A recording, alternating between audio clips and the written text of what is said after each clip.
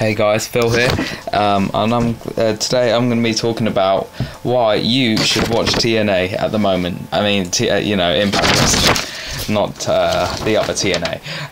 Well, maybe you should, but anyway, in 2010 and 2011, I know that a lot of fans out there have been really switched off by that product because I know firsthand because I was also turned off by their pretty horrendous product from January 4th, 2010 onwards.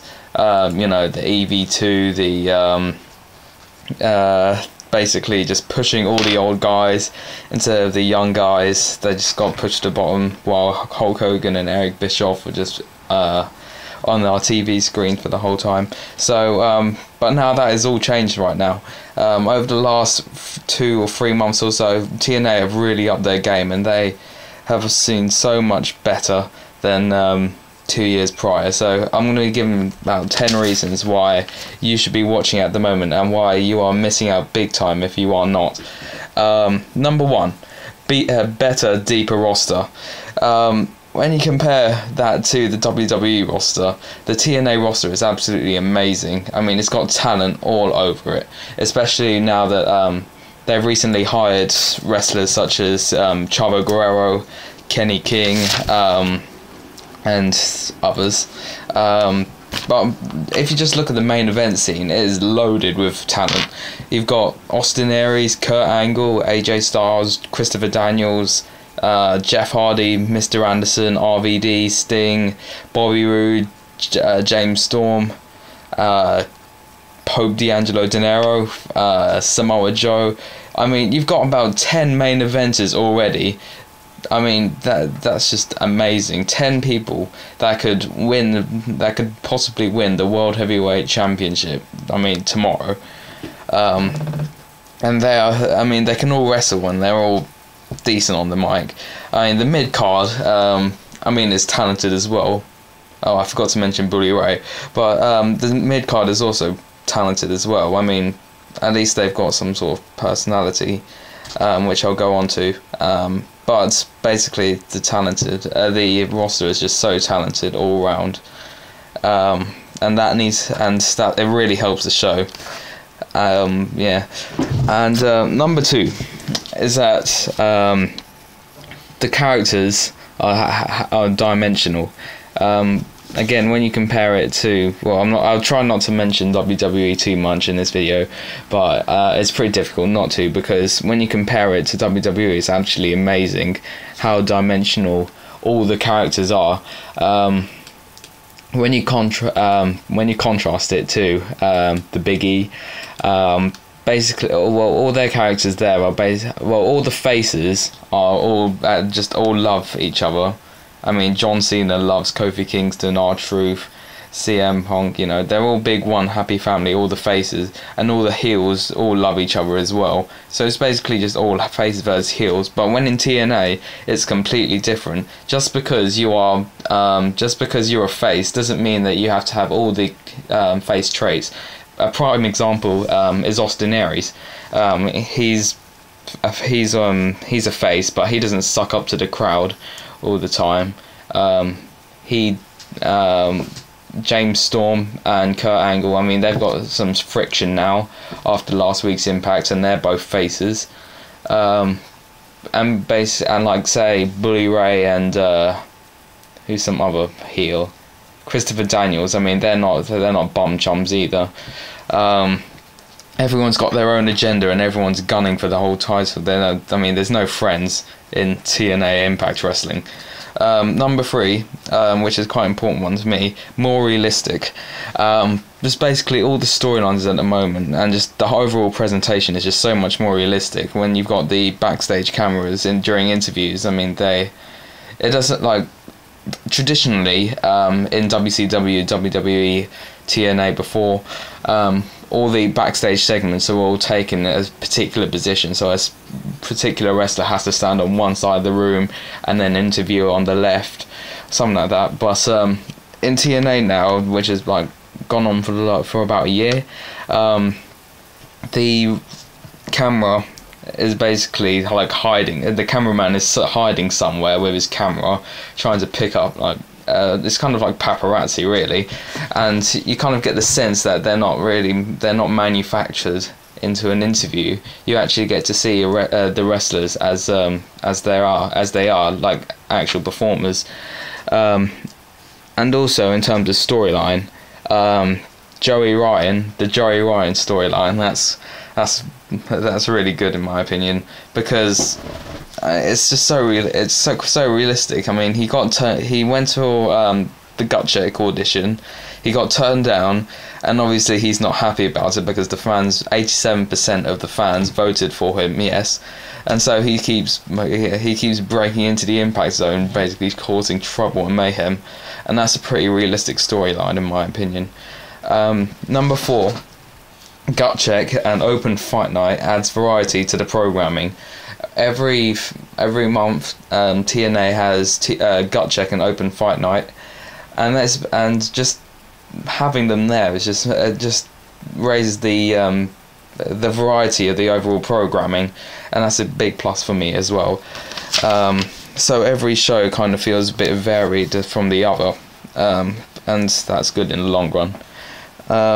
Number 5 is that the BFG series produces some great matches and some great stories as well. We've already seen some amazing BFG series matches this year. James Storm versus Jeff Hardy, AJ Styles. I can't actually think of any off my head, but believe me, there have been some great matches over the last 3 months or 2 months really, and that's really set to continue.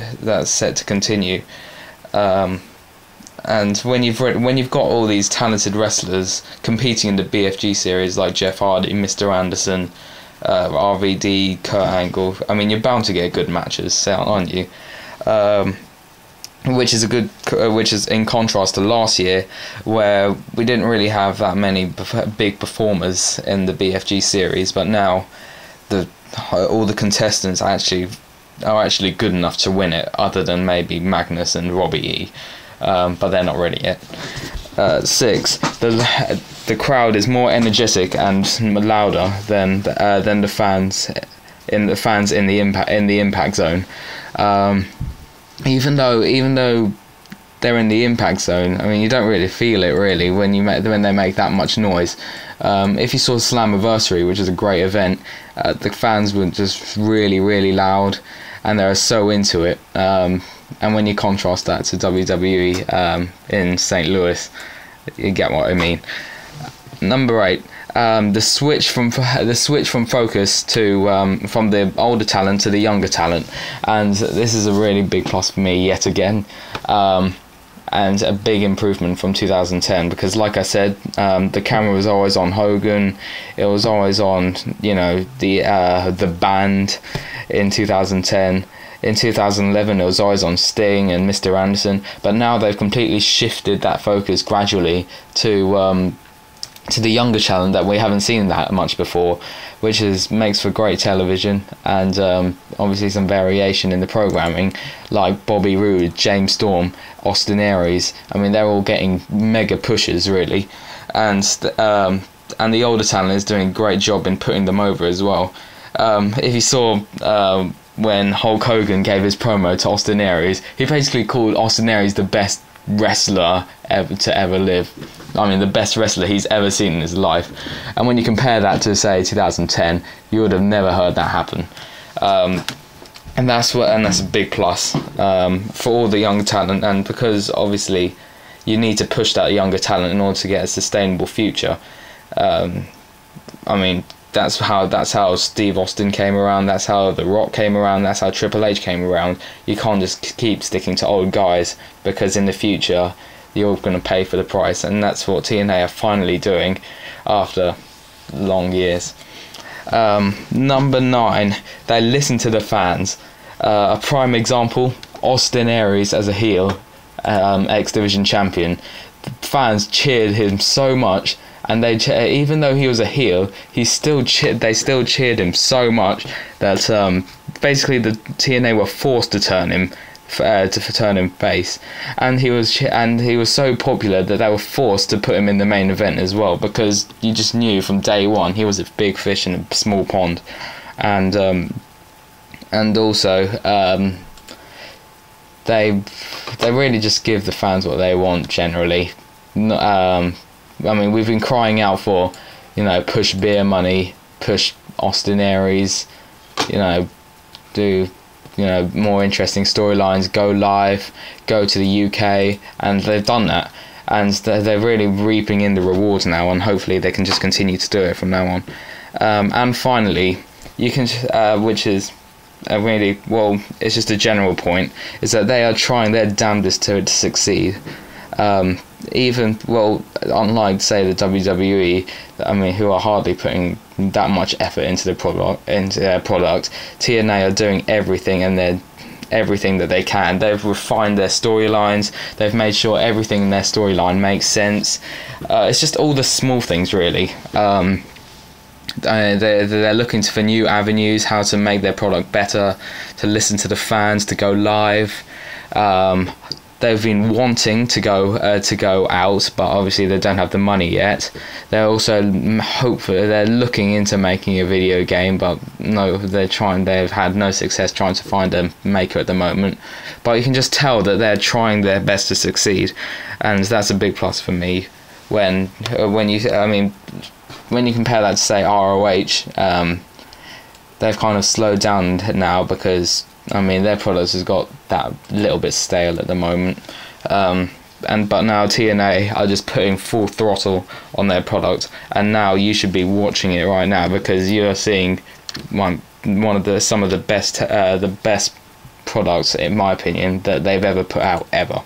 And so if you were switched off from that 2010, 2011, well, you can get rid of that stereotype of Hulk Hogan show, WCW V2. You can forget all that now, because TNA is a completely new company from the one I knew in 2010 and 2011, and now they're tuning back into something completely new, completely different, and it's just wonderful to watch. Thank you for listening, everybody. Make sure to watch TNA tonight on it's a Sunday today. Make sure you watch it, Challenge TV, 9 p.m. Well, see you there. See ya. Bye.